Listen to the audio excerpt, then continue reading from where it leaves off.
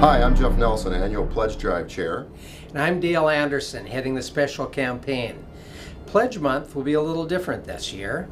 But the annual pledge drive is pretty normal. We're asking all members and friends of WBUUC to increase your annual pledge by 5%. Throughout the month, we'll talk about how your pledge helps keep our church growing and why we need a little more. The special campaign is, well, special. We're asking for a one-time pledge to help us raise an additional $1.25 million.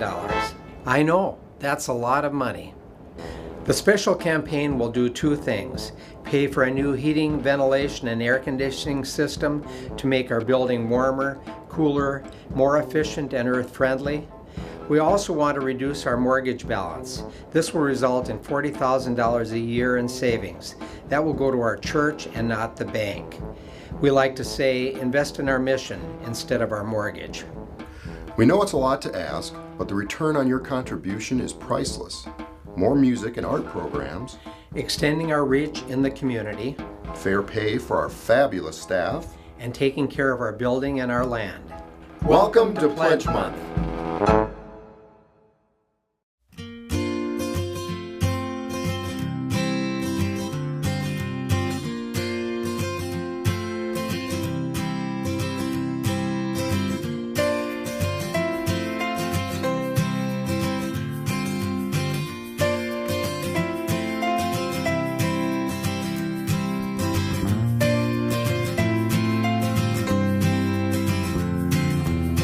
I was driving past the old church when it was on Montemita Avenue, and it was so charming that I went in to see what it was about, and it was close to Easter, and I remember we did the bunny hop for Easter service, so I thought, well, this is a fun place.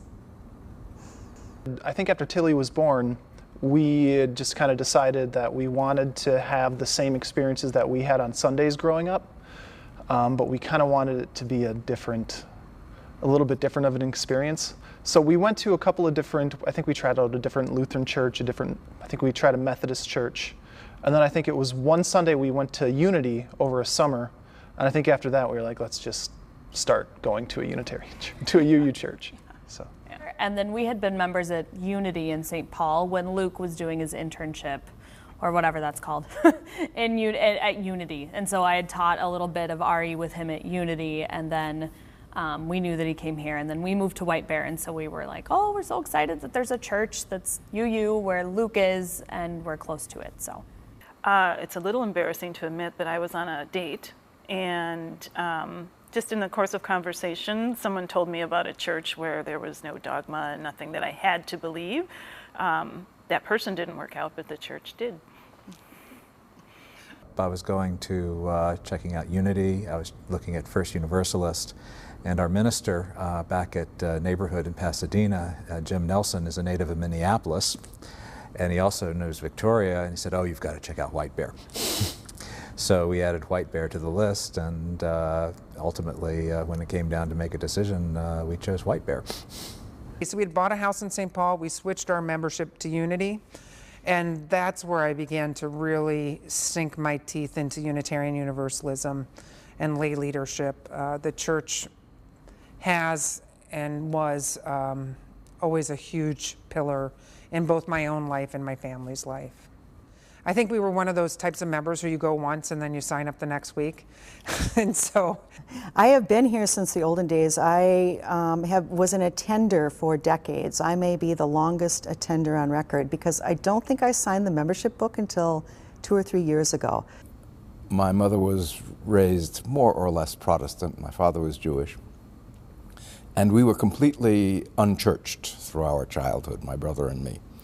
But in my teenage years, we tried out the Unitarian Church in Staten Island, and it was just right for me. The appeal to reason and the lack of mumbo jumbo really appealed to me a lot. Well, Jackie and I come from different faith backgrounds. I was born in a Jewish family and Jackie in a Catholic family, and for the longest time we didn't really think there was a church out there for us. And then when we became parents, we adopted 2 girls. We thought we should do a search, so we went to many places, and there wasn't really anything else out there for us. And then when we found this place, it was almost immediate that this was a comfortable place for us to be, where we were going to be allowed to be ourselves and find like-minded spirits. It was really a gift to find this church and to be able to raise our girls in this community. And so in addition to us being an interfaith couple, we had international family. And so we really wanted to encompass everything. Mm-hmm. And that was 25 years ago. Right. Wow. Yeah. Yeah. One of the things that really pulled me in were the sermons. Victoria and Luke are just so, I don't want to use hyperbolic language that doesn't mean anything, but they speak to me. Their words are always well thought out. The themes are well thought out. It's not just telling you something, it's really causing you to think, which I appreciate. I remember it was not too long after Victoria was here that she had probably for the 3rd time in Sunday straight I just felt brought to tears.